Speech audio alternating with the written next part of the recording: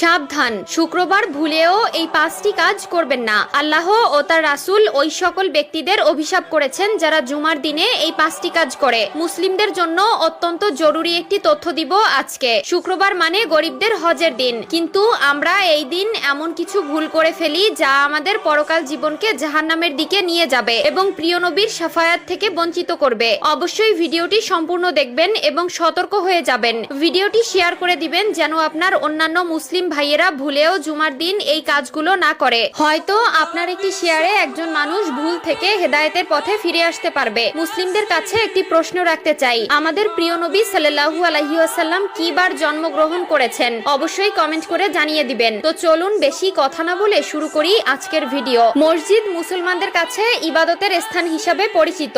এরপরও আমরা মসজিদে এমন কিছু কাজ করে থাকি যা মসজিদের পবিত্রতা নষ্ট করে। তাই মসজিদের পবিত্রতা রক্ষার জন্য কোরআন হাদিসে নিষিদ্ধ বিষয়ের উপর লক্ষ্য রাখা উচিত। 1 নম্বরে কোনো নামাজি অন্য নামাজিকে উঠিয়ে দিয়ে বসা যাবে না। রুদ্দুল মুখতার 630। মসজিদের ভেতরে প্রতি ওয়াক্ত নামাজ একই স্থানে আদায় করার জন্য কোনো লোক নির্দিষ্ট জায়গা রাখতে পারবে না। 2 নম্বরে রয়েছে মসজিদে হারানো বস্তু তালাশ করা যাবে না, কারণ মসজিদে দ্বীনের কথা বা কাজ ব্যতীত অন্য কোনো কথা বা কাজ করা নিষেধ। মিশকাত শরীফ 654। হযরত আবু হুরায়রা রাদিয়াল্লাহু তাআলা আনহু হতে বর্ণিত, রাসূলুল্লাহ সাল্লাল্লাহু আলাইহি ওয়াসাল্লাম বলেন, তোমাদের কেউ যদি মসজিদে হারানো বিজ্ঞপ্তি দিতে শুনে তাহলে সে যেন বলে, আল্লাহ তোমাকে ওই জিনিস ফিরিয়ে না দিক, কেননা মসজিদ এই সকল কাজের জন্য নির্মাণ করা হয়নি। মুসলিম শরীফ 568। 3 নম্বরে মসজিদে দুর্গন্ধময় কোনো জিনিস খেয়ে বা নিয়ে প্রবেশ করা নিষেধ। মিশকাত শরীফ 655। রাসূলুল্লাহ সাল্লাল্লাহু আলাইহি ওয়াসাল্লাম বলেন, যে ব্যক্তি দুর্গন্ধযুক্ত খাবার খায় সে যেন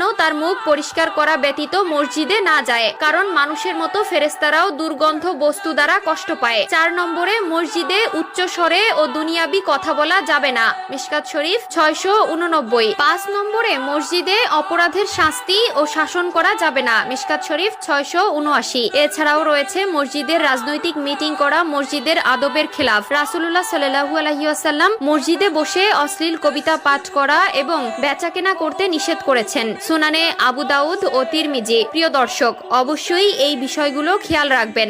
মসজিদে আপনার দ্বারা যেন কেউ কষ্ট না পায়। মসজিদ হলো আল্লাহর ঘর। আমাদের অধিকাংশ মুসলিমরা দিনের 5 ওয়াক্ত নামাজ আদায় না করলেও শুক্রবার জুমার দিন ঠিকই নামাজ আদায় করে, আর এই দিন এই ভুলগুলো সবাই করে থাকে। আল্লাহ আমাদের সবাইকে সঠিক বুঝ দান করার তৌফিক দান করুক।